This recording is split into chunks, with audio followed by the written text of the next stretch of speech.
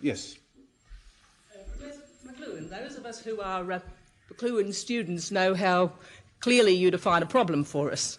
We also know that very often you point to an answer too. Earlier in your talk this evening, you spoke about the search for identity through violence.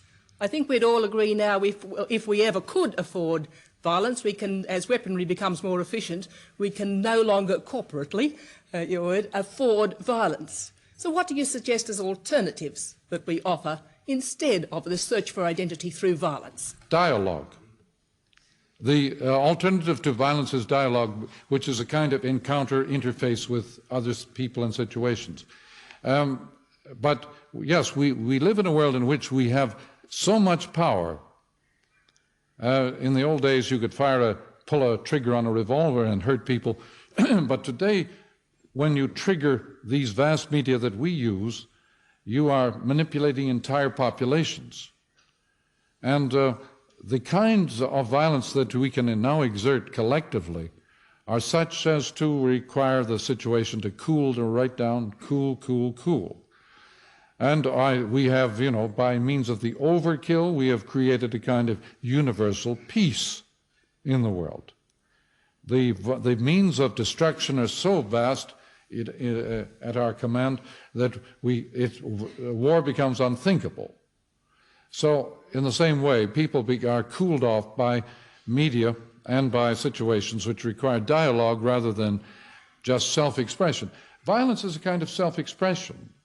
And so that the quest for identity, the person who is struggling to find out who am I, by all sorts of maladjustments, all sorts of quarrels, all sorts of encounters, such a person is a social nuisance, of course.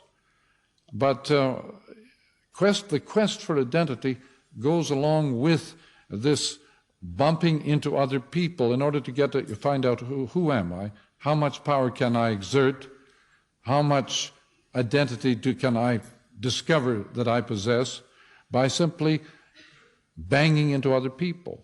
And so that's what I had in mind when I said that the quest for identity is always a violent quest. It's a series of adventures and encounters that create all sorts of disturbance.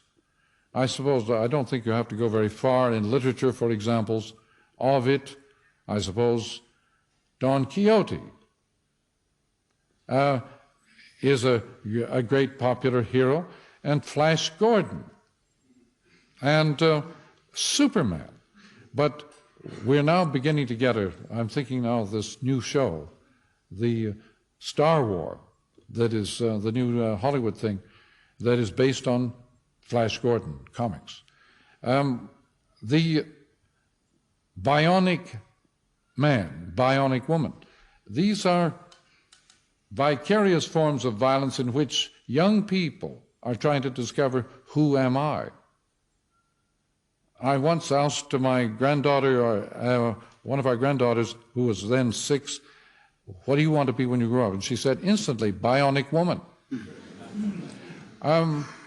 This is a kind of violence that permits one to discover who you are. I was using violence in a rather large sense of simply encounter, abrasive encounters.